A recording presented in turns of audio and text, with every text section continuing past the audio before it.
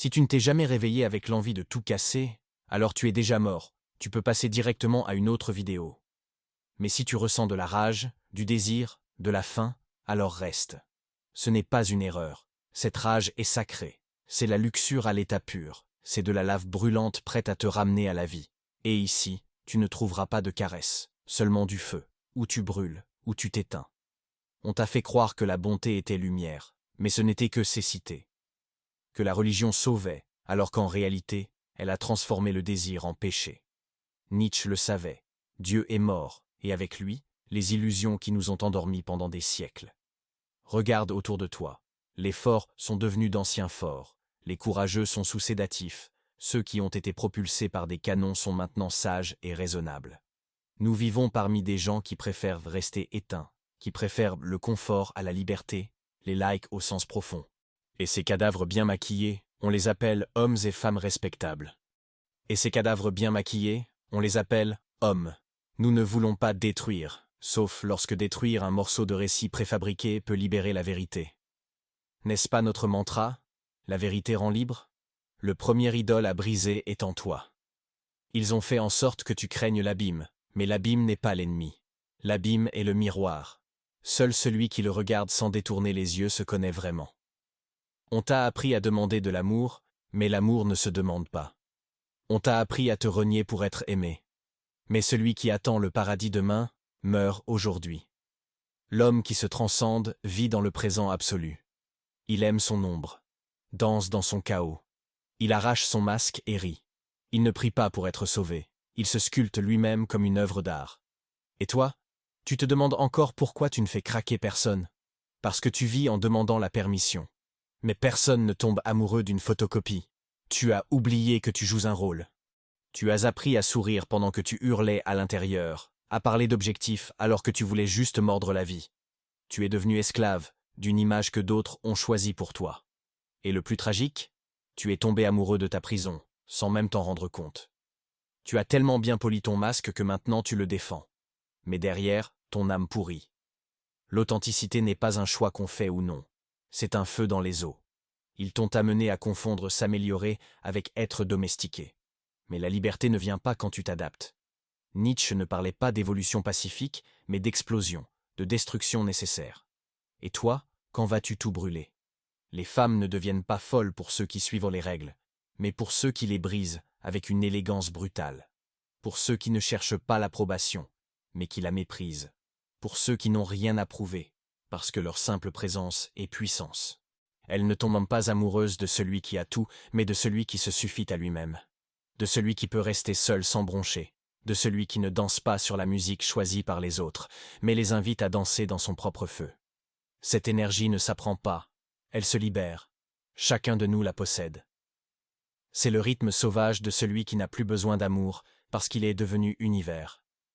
L'être humain authentique ne supplie pas, ne baisse pas la voix. C'est celui qui a transformé l'abîme en trône. Mais il y a un prix. Tu dois être prêt à perdre tes certitudes, chaque masque et l'étiquette que la société t'a collée. La volonté de puissance naît quand tu reconnais que tu es moitié bête, moitié tempête, et que tu cesses d'avoir honte de ton désir, de ta faim, de ta rage, de ta luxure. Parce qu'être animal, de temps à autre, ce n'est pas une erreur.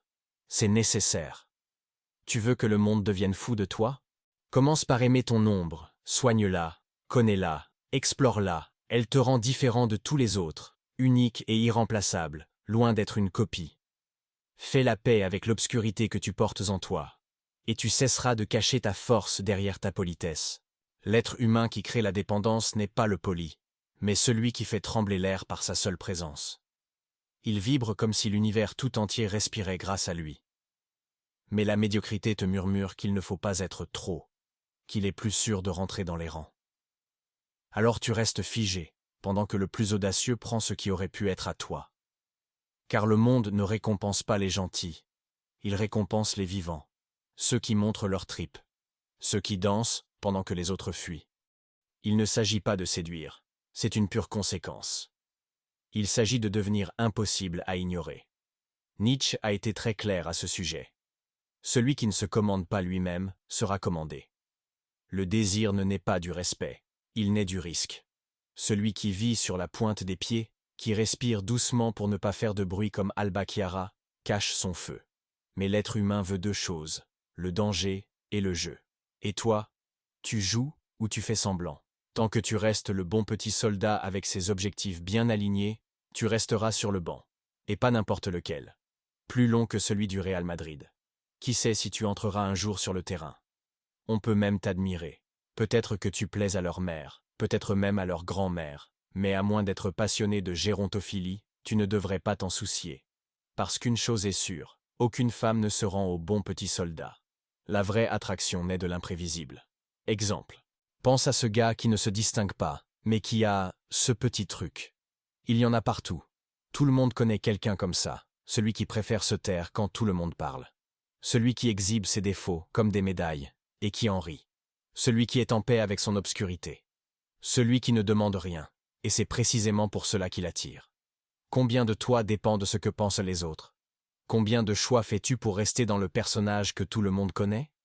L'être humain qui crée la dépendance est celui qui peut tout perdre, sauf lui-même. Le secret est de vivre avec une telle intensité qu'on devient une provocation vivante. Un blasphème contre le conformisme. Une danse sauvage qui crie « Me voici ». Deuxième exemple, imagine un enfant quelconque qui, arrivé en vacances, n'a aucun copain et veut jouer avec les premiers qu'il voit. Demande-t-il la permission?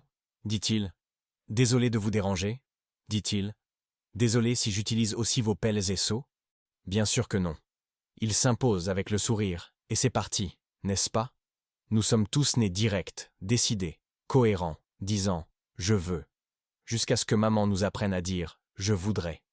Mais dire « je voudrais » n'est pas la même chose que dire « je veux ». Tu es né pour casser, créer, déstabiliser, bouleverser les femmes et les situations, ou les hommes si tu es une femme. Cela vaut pour chacun de nous, garçons, filles et indécis ou fluides. Bref, pour tout le monde, soyons clairs. Nietzsche disait « L'être humain est une corde tendue entre l'animal et le surhomme. Une corde au-dessus de l'abîme. Et pour recommencer à marcher sur cette corde, tu dois tout brûler.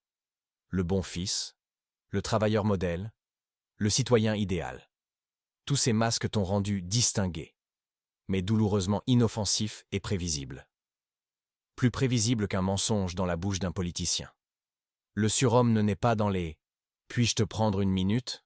mais dans les explosions. Tu ne dois pas devenir méchant, ce n'est pas ça. Le monde est déjà plein de gens méchants, tu ne serais qu'une copie de plus. Non, tu dois devenir pur comme l'acier, glacé face à la médiocrité, brûlant face à la beauté, l'être humain splendide que tu étais avant que l'excès d'éducation et d'endoctrinement n'éteigne ton authenticité. Tu ne peux plus faire semblant de ne pas savoir. Tu l'as déjà entendu. Cette voix qui hurle sous la peau, ce n'est pas la vie, c'est de la répétition. Et répéter, c'est mourir. La seule chose qui te manque, c'est le courage de regarder ta lâcheté en face, sans excuse. C'est là que naît ton vrai nouveau pouvoir. Quand tu arrêtes de maquiller ton âme. Quand tu choisis toi vraiment. Quand tu choisis d'être libre plutôt qu'accepté. Nietzsche écrivait « Je ne peux pas croire en un Dieu qui ne sache pas danser. » Que dirais-tu de danser sur les ruines de ton ancienne vie? La plupart des gens vivent comme s'ils attendaient une récompense à la fin de leur vie d'obéissance. Ils travaillent là où ils détestent, sourient à ceux qu'ils méprisent, répètent des pensées qu'ils n'ont pas pensées. Et puis, ils s'anesthésient devant un écran parce qu'ils ne supportent pas le silence d'être seuls avec eux-mêmes. Ils se disent réalistes, mais ils ne vivent pas. Ils survivent. Sans frisson, sans pulsion, sans risque. Nietzsche parlait de surhommes qui créent de nouvelles valeurs pendant que tout s'écroule. Tu les vois. Ils n'ont rien. Mais ils marchent comme s'ils possédaient l'univers entier. Toi, tu attends encore l'approbation. Tu penses qu'en faisant les choses comme il faut, le destin te récompensera. Mais ce système est construit pour les esclaves, pas pour les créateurs. Nietzsche avertissait. Si tu regardes trop longtemps l'abîme te regarde aussi. Alors, combien de temps encore vas-tu regarder avant de sauter? Tu as déjà sauté une fois, quand tu as dit la vérité et que personne ne t'a cru. Quand tu as fui cette relation qui t'éteignait. Quand tu as renoncé à une sécurité qui te tuait. Tu as ressenti de la peur, oui, mais aussi de la vie. Pendant un instant, tu étais le vrai toi. Ce moment est le début. Le reste est comédie. Et celui qui attend meurt debout. Le monde a déjà trop de petits soldats obéissants. Le monde a besoin d'êtres humains qui ne demandent pas de direction, mais qui soient boussole, qui n'attendent pas le destin, mais le créent. Le surhomme n'est pas un héros, c'est celui qui a renoncé à chercher l'approbation. Et toi? Quand cesseras-tu d'être élève? Quand commenceras-tu à incendier ta réalité? Parce que celui qui comprend cela ne peut plus faire semblant. Il ne peut plus travailler là où il déteste, dormir avec qui il n'aime pas, sourire pendant qu'il pourrit. Nietzsche le criait. Il faut avoir du chaos en soi pour accoucher d'une étoile dansante. Où est ton étoile? Où est passé ton chaos? Les femmes deviennent obsédées par les hommes qui n'ont pas besoin d'elles pour se sentir hommes. Qui savent rester, mais peuvent partir. Qui ne quémandent pas l'amour, ils l'émanent. Des hommes qui ne rivalisent pas car ils sont un univers en expansion. Cela ne se feint pas. Cela ne s'apprend pas. Cela s'éveille. Dans la douleur. Dans la solitude. Dans la perte. Es-tu prêt à tout perdre? Amis formatés et consensus social? Es-tu prêt à être le fou, l'étrange, l'hérétique? Ce n'est pas une fin. C'est un début. La danse a commencé. Tu ne dois pas m'écouter, moi. Tu dois écouter cette voix qui crie en toi. Celle qui te dit « Tu n'es pas ici pour obéir ». Si tu restes là où tu es, ce ne sera pas le monde qui t'écrasera. Ce sera la honte. Celle qui te réveillera à 60 ans, dans un lit que tu n'as pas choisi, avec une femme qui ne t'intéresse pas, dans une vie qui ne te satisfait pas. Et là tu comprendras que tu avais l'occasion. Et tu ne l'as pas saisie. Mais si tu sautes, si tu brûles, si tu meurs symboliquement maintenant, alors plus rien ne pourra t'atteindre. Parce que tu ne seras plus un être humain. Tu seras la danse. L'abîme qui a appris à danser. Et tous le sentiront. La vidéo que tu vois en superposition est parfaite pour continuer ton voyage de croissance et de découverte. Car rappelle-toi toujours que jouir de l'abîme rend libre.